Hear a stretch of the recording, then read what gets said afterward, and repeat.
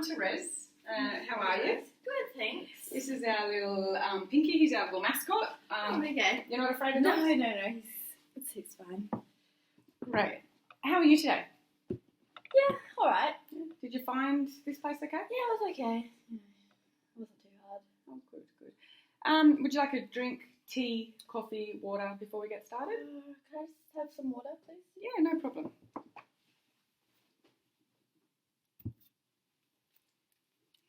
Here you go, Natalie. Thank you. Okay, Natalie, before we get started, I've just got to inform you a little bit about the services that I do at Mission Australia as a caseworker, the way that my role is and what I do to help you. Yeah. Is that okay? Yeah, that's fine. So my role is, as a caseworker at Mission, is to deliver a holistical approach by seeking and understanding the social environment of people, their mental experiences and the forms of the addiction of drugs or alcohol abuse, be a partner, a family member, a friend or a co-worker, and to get across to you of a living and happier environment without problematic uses of drug abuse. Just to let you know that everything you say to me here will be confidential. I won't tell anybody unless you give me permission for another service if you want me to refer you to somebody else. And if it's okay with you, then I'd pass on the information that what we do speak about. And before I go any further, I must inform you legally about the mandatory reporting. Oh, okay. Yeah, mandatory reporting basically means, Natalie, that if I feel that you or somebody that you speak to about is going to be hurt or is injured or you're going to self-harm, I have a legal obligation working for Mission and being their caseworker to refer you to the correct place and to refer to the correct services. Oh, okay. You understand? Yes, I understand. Is that something you're comfortable with? Yes, definitely. Excellent, Okay. great. Okay, that's great, Natalie. So what brought you to Mission today? Well, I just don't know where to start really. Like, it's been a long journey, like what I'm going through, and I just want to get it out somehow. I don't know. Of course. Natalie, listen, for the first time session, it is very difficult to know where to start, and your nerves could be playing up and you could be upset. But just know it's 100% normal, okay? And I can direct you, perhaps maybe tell me what you're feeling right now at this moment. Like what's, your gut saying? Well, the main thing really is my husband James. He's been a heroin addict since I've met him, pretty much, and he's been through his second detoxification, and it's only been 4 days, but like he's not the same. It was just a horrible experience for him the second time round, and he's just locked himself in the room and like doesn't talk to me. He's like, I don't know if he's scared or something, but what I'm afraid is that he's not going to want me because he doesn't know me really, because he's always been on heroin. He doesn't know me, and I'm scared that he's going to lose his feelings for me or not have any at all because maybe his feelings were all on heroin, or I just feel like he's not going to need me, and I've done everything for him. I've dropped many jobs, I've dropped people, and just because people don't understand what he's going through, and it's just, I feel like he's not going to need me. Okay, wow, Natalie, congratulations in supporting James, your husband, through this. What I'm hearing is that your main concern is that you're feeling that James, perhaps once been clean, won't be the same James, or won't like you or love you as you are because he's now clean. Is that correct in saying that? Yeah. Wow. Okay. So, Natalie, just a few more questions just so I can understand it a little bit more, how long has James been using heroin, and how long have you two known each other? Well, he's been on heroin since I first met him, Mhm. and I met him when I was 17, Mhm. and I'm 30 now, so quite a while. So That is a long 12, time. 13 years we've Mhm. been together. For the first year, I was on heroin myself with him, but I didn't want to stay like that. I knew that I wanted a family. I wanted to do something with my life, and I thought James would be the same because we're together in a relationship and we were happy. Mhm. But no, he didn't want help. Wow, that's wonderful that you've come off heroin. What a good success story, huh? Thank you. Yeah, absolutely. Well done.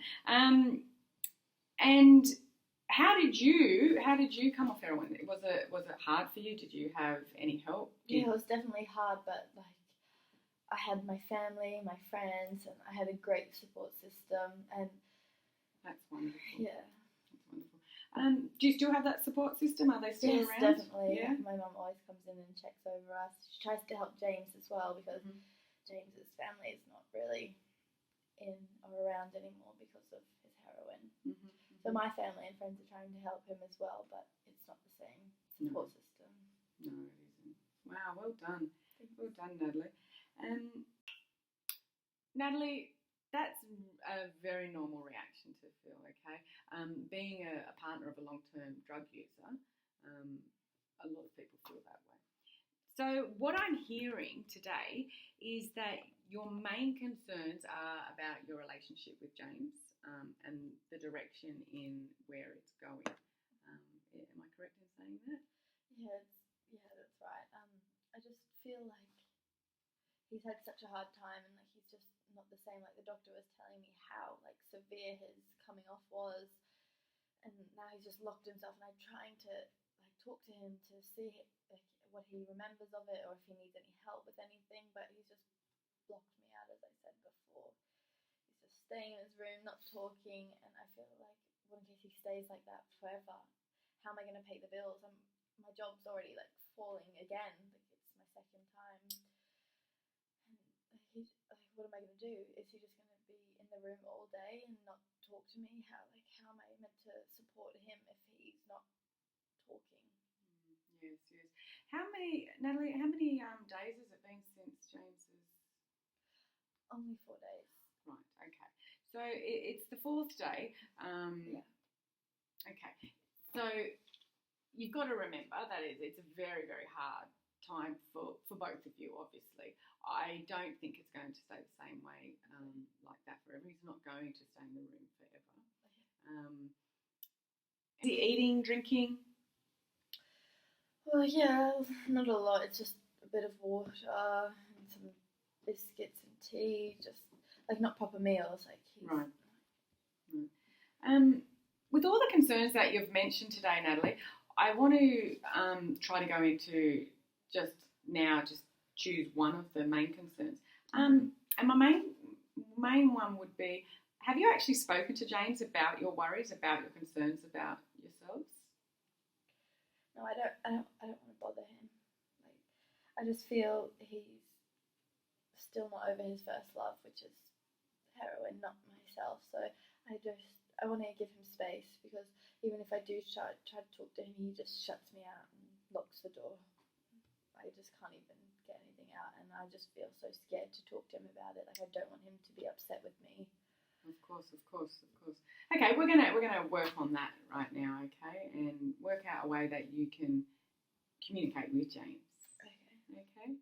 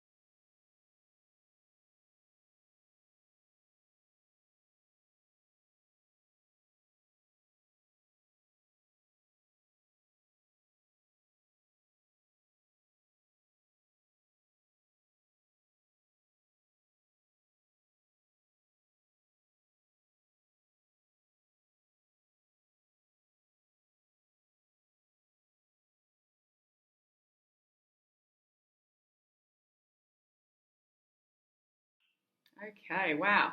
Natalie, we're going to start winding down now, and I need to let you know that I understand this is an extremely difficult time for you. And I'm pleased that you've come here today to see me and to work through your issues you're having at the moment. I think it's really, really great that, Natalie, that you've got your family and friends to help you and to support you and James through this really difficult period. And I encourage you to continue to use your family as well and your friends. I know you're concerned about James and his feelings, Natalie, towards yourself, towards his addiction, to his well-being. Natalie, if you're willing to continue this journey with me, I would really, really like that. And I'm sure that even though it's going to be a hard road to walk down together, I'm going to try to make it as painless as I can. And to let you know that it won't happen overnight, obviously. It's going to take a few sessions, but it will happen.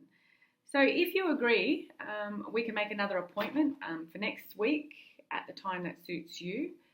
And again, Natalie, thank you so much for sharing your worries and your concerns with me, and I will do anything I can to help you. Yeah, next Thursday around this time would be good.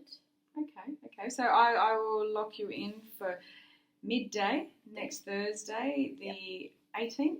Okay, thank you. Natalie. Thank you so much. Thank you. I feel like there's been a weight lifted off my shoulders already. That's wonderful. Thank you.